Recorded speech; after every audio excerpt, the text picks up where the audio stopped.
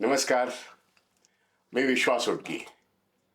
आपण काही दिवसापूर्वी आयडीबीआय बँकेची विक्री भारत सरकार ऑगस्ट महिन्यातच करणार आहे याविषयी बोललो होतो.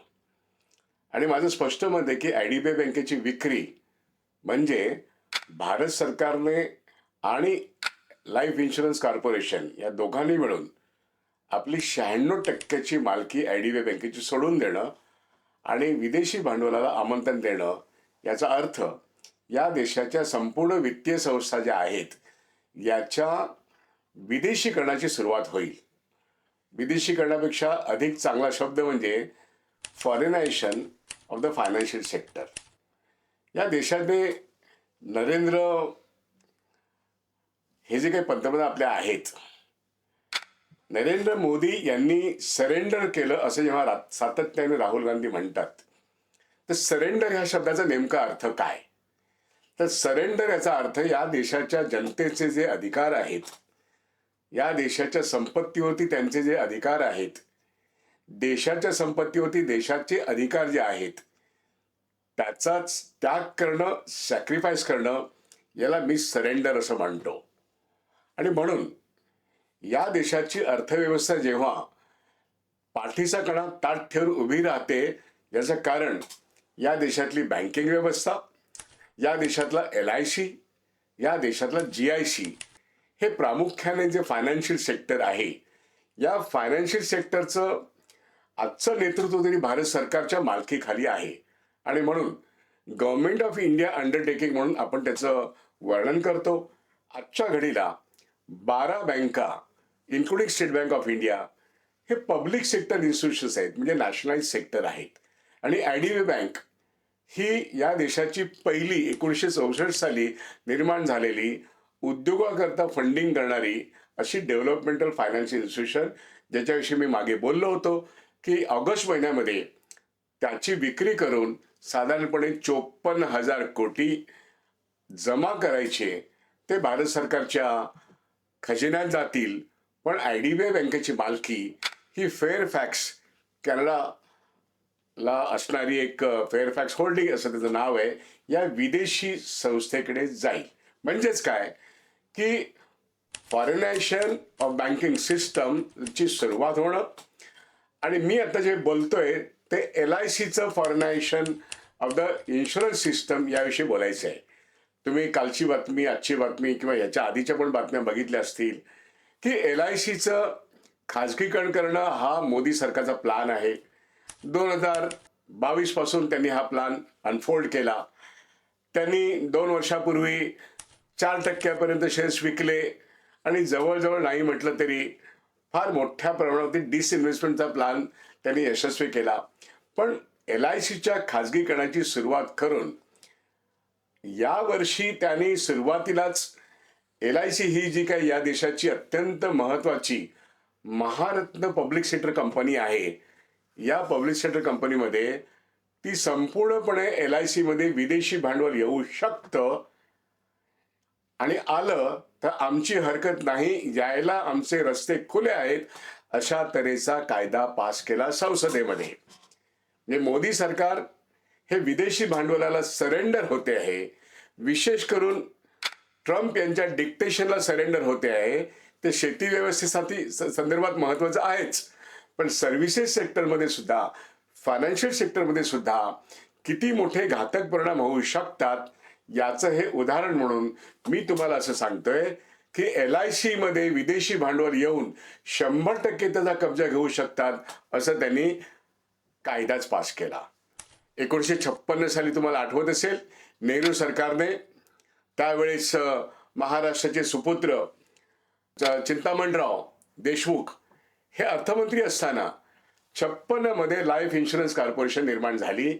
या देशातल्या संपूर्ण ज्या इन्शुरन्स कंपन्या होत्या त्या खाजगी होत्या, याचं राष्ट्रीयकरण करून एक कायदा, अतिशय चांगला कायदा निर्माण झाला आणि इन्शुरन्समध्ये या भारतामध्ये ती महारत्न कंपनी झाली. ती केवळ कंपनी महारत्न झाली, ती नफ्याची आहे वगैरे हे त्याचं वर्णन फार महत्वाचं नाही आहे, ते आहेच. पण त्यांनी या देशाच्या हरित क्रांतीला, या देशाच्या श्वेत क्रांतीला, किंबहुना या देशाच्या कॉर्पोरेट्सना आणि पब्लिक सेक्टरला LICने जेवढं वित्त सहाय्य केलंय, मला असं वाटतं बँकिंगच्या खालोखाल LICचं वित्त सहाय्य हे सर्वात मोठं आहे. हे आता सगळं विसरून जायचं का? मोदी सरकारने LIC मोडीत काढण्याचं ठरवलंय.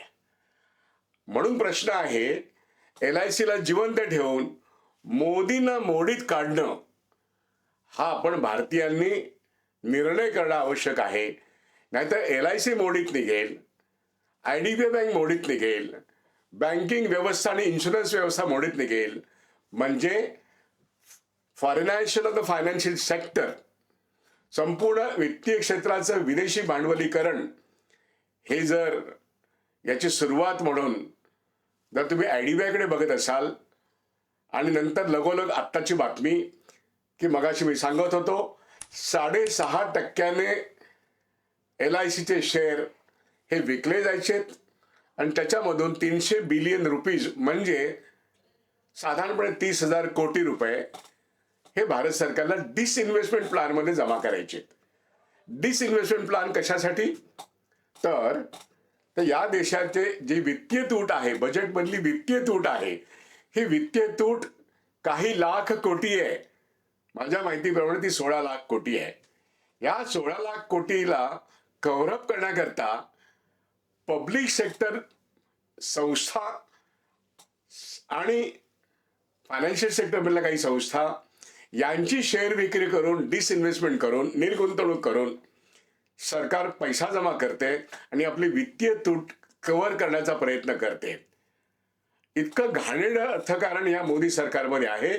आणि स्वतःच्या घरातलं सोनं विकून त्यांनी निर्माण करणारी वित्तीय तूट जी आहे ती भागवण्याचा प्रयत्न करते. त्याला ते निर्गुंतवणूक असं म्हणतात. पण या प्रक्रियेमध्ये होतंय काय? LIC सारखी सोन्याची अंडी देणारी कोंबडी भारत सरकारची, याचं खाजगीकरण होत आहे. आणि मी मगाशी म्हटलं तर म्हणे 4% तर मागच्या वर्षी गेलेच आहेत, आता 6.5% जातील, म्हणजे हातात राहिले 89%. तर 100% विदेशी भांडवलाच्या हातात सोपवणं ऑलरेडी कायदा झालेला आहे. आता अदानी सकट कुठल्याही भारतीय कॉर्पोरेटची LIC विकत घेणं ही हिंमतच नाही, ही ताकदच नाही. याकरता विदेशी भांडवलदार जे येऊन टपणार आहेत त्याच्यामधला ॲलन मस्क हे नाव प्रमुख आहे. मी धोका काय आहे याची एक दिशा देण्याचा प्रयत्न करतोय. सरकारने रस्ता खुल्ला करून ठेवलेला आहे. मोदी सरकार मोडीत काढले नाही तर LIC मोडीत निघेल आणि LIC वर कब्जा ॲलन मस्क सारखा एक अत्यंत सशक्त भांडवलदार, आंतरराष्ट्रीय स्तरावरचा मोठा भांडवलदार जो सॅटलिंक मार्फत भारतात प्रवेश करतो आहे आणि त्याचा प्रवेश हा भारतीय एंटायर प्रिंट मीडिया असेल किंवा TV मीडिया असेल हा संपून टाकेल असा तो सॅटलिंकचा प्रभाव असेल. त्यामुळे तो येऊ नये आणि तो आला तर भारतीय सुरक्षेला पण तो धोका आहे असं मी जाहीरपणे सांगू इच्छितो. पण ॲलन मस्क दुर्दैवाने आलास तर LICला विकत घेणं ही त्याची क्षमता आहे. आणि मग बँकिंग व्यवस्था आणि LIC इन्शुरन्स सेक्टर याच्यामध्ये फॉरेनायझेशन ऑफ द फॉरेन सेक्टर हे जे भारत सरकारने ठरवलेली नीती आहे, ज्याचं इम्प्लिमेंटेशन दीपम मार्फत होतं आणि फायनान्स सेक्टर म्हणजे फायनान्स मिनिस्टर आणि या देशाचे मोदी नावाचे पंतप्रधान जे देशाला मोडीत काढू बघतायत, तो किती मोठा धोका आहे हे सांगण्याकरता मी आज तुमच्या पुढे हा व्हिडिओ करतोय. IDBI बँक विक्री होऊ देणं हे फॉरेनायझेशन ऑफ द फायनान्शियल सेक्टरची सुरुवात आहे. ते जर दुर्दैवाने झालं तर 12 बँका मोडीत निघतील. LIC आता डिसइन्व्हेस्टमेंटच्या प्रक्रियेमध्ये 300 बिलियन रुपीज येतील किंवा 330,000 हे येतील, रुपये येतील. डिसइन्व्हेस्टमेंटचा एक कोटा पूर्ण होईल. पण इथेच आपल्या देशातली वित्तीय संस्था जी भारत सरकारच्या नियंत्रणाखाली आहे, जी गव्हर्नमेंट ऑफ इंडिया अंडरटेकिंग आहे, याला नख लागलेलं असेल आणि त्या ठिकाणी सरकारने संसदेमध्ये पास केलेले कायदे जे आत्ताच्या राजकीय वातावरणामध्ये सर्वच राजकीय पक्षांकडून डोळेझाक करण्यात आलेली आहे.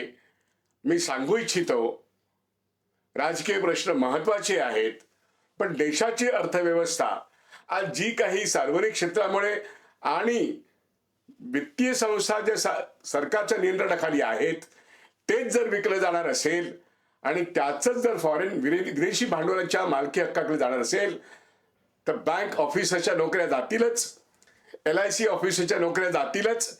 त्यांच्या संघटनांनी काय करावं हा त्यांचा मुद्दा आहे. पण त्याच्या पलीकडे या देशातली कोट्यवधी जनता आहे, यांच्या बचतीवरती विदेशी भांडवल कब्जा करेल आणि जनतेच्या मालकीची LIC, जनतेच्या मालकीची GIC, जनतेच्या मालकीची IDBI, जनतेच्या मालकीच्या बँका याचं विदेशी भांडवलाकडे हस्तांतरण करणं हा मोदी सरकारचा सर्वात देशविरोधी डाव आहे. आणि इथेच मोदी हे सरेंडर झालेले आहेत. Narender is surrender. त्या सरेंडरचा अर्थ, मी जो बँकिंग क्षेत्रातला किंवा फायनान्शियल सेक्टरचा एक कार्यकर्ता आणि नेता म्हणून सांगू इच्छितो, हा या देशाच्या अर्थव्यवस्थेला सर्वात मोठा धोका आहे. राजकीय पक्षांनी आणि कामगार संघटनांनी हा एक अव्वल दर्जाचा प्रश्न म्हणून या प्रश्नाकडे बघितलं पाहिजे. होय, ऑल इंडिया बँक ऑफिसर्स असोसिएशनने या प्रश्नावरती या देशाच्या राष्ट्रपतींना पत्र लिहिलेलं आहे आणि त्यांच्या कॉन्फरन्समध्ये हा अव्वल दर्जाचा विषय चर्चेला येतोय. नव्हे, चर्चा करून एक आंदोलनाचा मार्ग निघतोय. कारण या देशातली सार्वजनिक क्षेत्र, या देशातलं एकूण फायनान्शियल सेक्टर जे भारत सरकारच्या मालकीचं आहे त्याच्यावरचा कंट्रोल घालवणं म्हणजे या देशाची अर्थव्यवस्था त्याच्यावरती एक स्वतःहून सुनामी ओढवून घेणं. आणि म्हणून भारतात येणारी आर्थिक सुनामी म्हणजे भारतीय फायनान्शियल सेक्टरमध्ये विदेशी भांडवलाचा कब्जा होणं. आणि याची प्रक्रिया ही IDBI बँक विक्रीपासून सुरू होते आणि म्हणून IDBI बँक विकण्यापासून रोखलं पाहिजे. LICचे 6.5% डिसइन्व्हेस्टमेंटचा मोठा अर्थ काय आहे हे मी सांगण्याचा प्रयत्न करतोय. LIC विकत घेण्याची आजची क्षमता भारतातल्या कुठल्याही कॉर्पोरेटची नाही, पण विदेशी कॉर्पोरेट जेव्हा येतील तेव्हा या देशाची वित्तीय संस्था पूर्णपणे मोडीत निघालेली असेल. आपली अत्यंत मौल्यवान बचत, म्हणजे जे मी नेहमी सांगितलं की बँकिंग क्षेत्रामध्ये 250 लाख कोटीची बचत, LICतली प्रचंड मोठं इन्शुरन्स प्रीमियमचा आपला टक्का, या दोन्ही वित्तीय संस्थांनी या देशाची अर्थव्यवस्था सांभाळलेली आहे. आणि होय, स्टॉक मार्केटमध्ये ते सांभाळतायत. आज मोदी सरकारचे गुलाम म्हणून बँकांचे चेअरमन आणि LICचे चेअरमन काम करताना आपल्याला दिसत आहेत. आणि म्हणून अदानीचे शेअर वरती दिसत आहेत. नाहीतर अदानीची काय लायकी, त्याचे शेअर 100 रुपयाचा भाव हा 450 दिसतोय, 4,500 दिसतोय. याचं कारण ते सगळे इन्फ्लेटेड आहेत. आणि हेच तर हिंडनबर्गने सांगितलं, पण हे आपल्या सगळ्यांना समजतं, कळतं. आणि म्हणून मार्केट कॅपिटलायझेशन ही एक वेगळी संकल्पना आहे. प्रत्यक्षामध्ये या लिस्टेड बँका किंवा लिस्टेड कॉर्पोरेट्स यांचं स्वतःचं मूल्य हे खूपच कमी आहे. आणि म्हणून मार्केट हे सट्टेबाजीवर चाललंय. आणि अशा मार्केटमध्ये भारतीय वित्तीय संस्थांची विक्री करणं एवढा कर्मदरिद्रीपणा मोदी सरकार दाखवतायत, निर्मलाताई दाखवतायत. आणि म्हणून मोदी सरकारच्या अर्थकारणामुळे एक सुनामी टाईप संकट ओढवतंय, ज्याला ट्रम्प एनकॅश करणार नाही तर काय होणार, युरोपियन देश एनकॅश करणार नाही तर काय होणार. कारण तुम्ही तर सरेंडर झालेला आहात.